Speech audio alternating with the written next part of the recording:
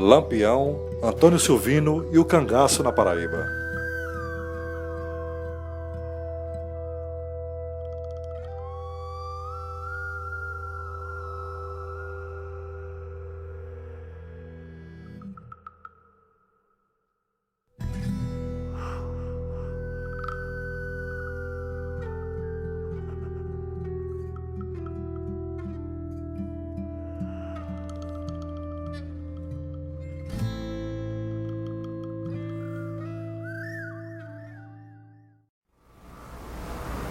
Boa tarde, meu nome é Bismarck Martins de Oliveira, sou paraibano de Pocinhos e estou aqui a convite do nosso amigo Geraldo Júnior para conversar com vocês sobre um tema muito importante e que nós gostamos de fazer parte de uma roda de amigos para discuti-lo, que é o cangaceirismo.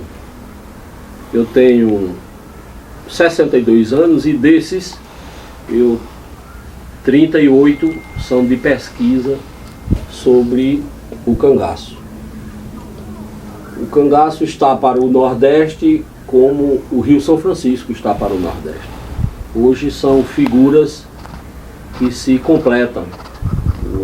A historiografia do cangaço retrata a alma do povo nordestino, retrata a história do homem nordestino na sua luta para sobreviver. Eu faço parte da Academia Brasileira de Letras e Arte do Cangaço, a ABLAC. Sou escritor de alguns livros do tema, como o Cangaceirismo no Nordeste, já com a segunda edição esgotada, o Saque de Souza, já esgotado, Cangaceiros de Lampião de A a Z, e o Padre e o Cangaceiro, que trata de uma história acontecida lá na minha cidade de Pocinhos. Falar sobre o cangaço nos remete a algumas figuras, e falar sobre o cangaço na Paraíba me exige a exposição de fatos que se referem a cangaceiros como Antônio Silvino, Lampião, Sabino, Chico Pereira e outros cangaceiros que durante algumas décadas percorreram os caminhos dos sertões paraibanos e dos demais estados vizinhos. Os cangaceiros que se dizem da Paraíba, especificamente, nascidos aqui, dos cangaceiros nascidos aqui, eu destaco Chico Pereira. Chico Pereira era um cangaceiro genuinamente, porque nascido aqui paraibano, e tem a sua história escrita e descrita, cantada em verso e prosa, a sua saga de vingança e a sua história que se foi breve. Mas apesar disso, apesar dessa história de vingança e dessa saga, Chico Pereira não foi o cangaceiro, infelizmente não foi o cangaceiro que mais se identificou com a Paraíba. Foi um pernambucano de Afogado da Engazeira, de codinome Antônio Silvino, que percorreu os sertões da Paraíba, percorreu os cariris paraibanos, percorreu os brejos paraibanos, até a zona da mata da Paraíba durante 2 décadas.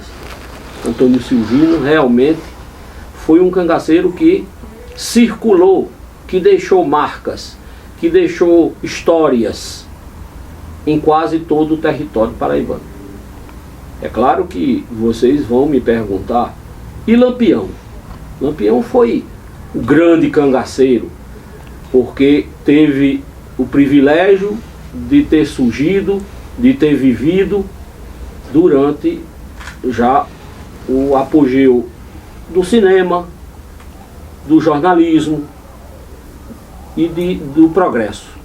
Então, nós temos mais histórias registradas de Lampião do que dos demais cangaceiros, por conta desse progresso, desse avanço na história.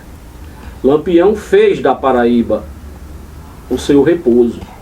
Lampião recebia cobertura do Coronel Zé Pereira, na região de Princesa Isabel, e por conta dessa cobertura, Lampião teve acesso àquela parte, né, a parte oeste do estado da Paraíba, onde lhe era assegurado o total segurança contra as forças que o perseguiam. Até, e eu digo isso sem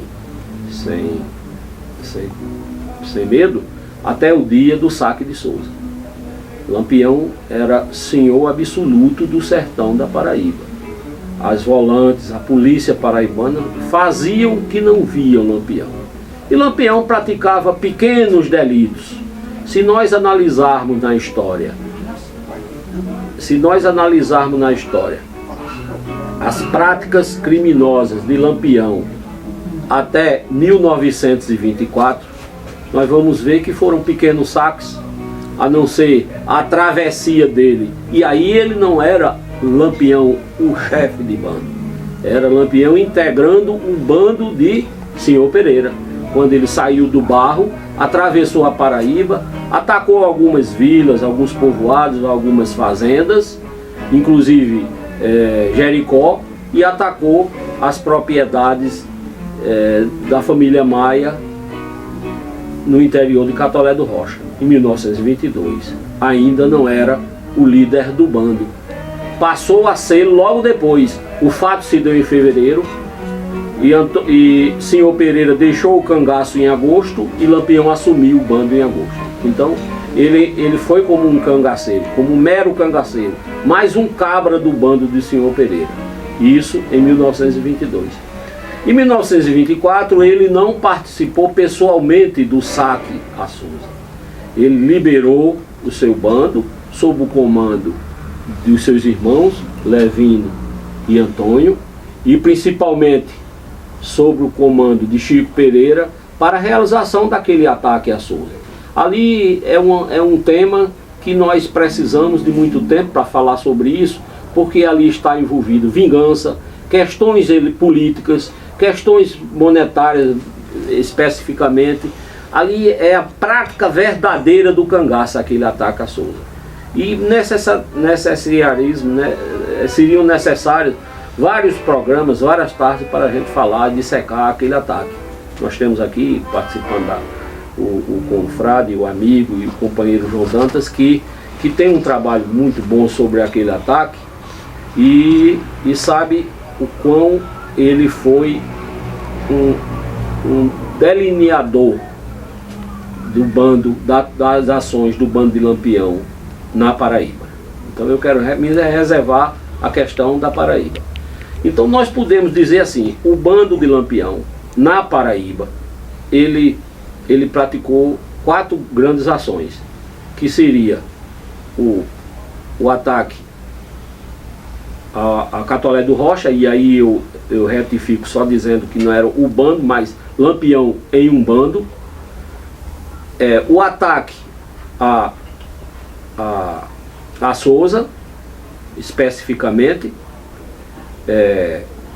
os conflitos que existiram após esse fato com a polícia da Paraíba, com a volante de Princesa Isabel, comandada pelo ex-cangaceiro de Lampião, né?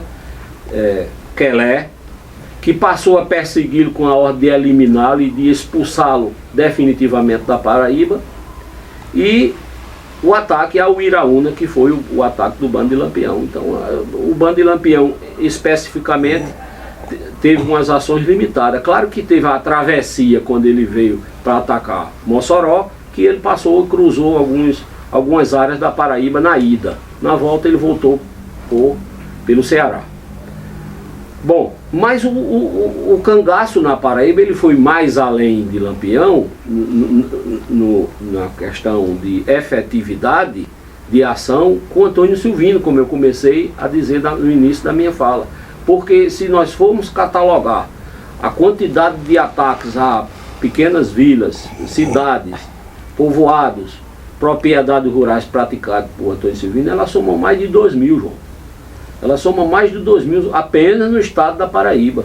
Porque era um cangaceiro que cruzava continuamente o estado da Paraíba. Pernambuco, para ir para o Rio Grande do Norte, passava aqui, no Rio Grande do Norte, para ir para o Ceará, passava aqui, do Ceará voltava para Paraíba, sempre ele estava na Paraíba. Então, as incursões de Antônio Silvino em território paraibano foram inúmeras, é impossível até de catalogá-las. Antes, Jesuíno Brilhante circulou uma área restrita do estado, ali na região do Catolé do Rocha, de Pombal para lá, inclusive ele foi preso na cadeia de Pombal, e ficou restrita àquela região. E outros bandos de cangaceiros, como Macilon, como Sabino, circulavam estritamente no sertão da Paraíba, na área de Cajazeiros, de Souza, de Princesa Isabel, aquela região toda, o Iraúna, que hoje integra o Alto Sertão da Paraíba. Então, falar sobre isso é falar sobre a história do homem paraibano, é falar sobre a história do estado da Paraíba, porque esses fatos constam efetivamente na tradição e na história do nosso estado.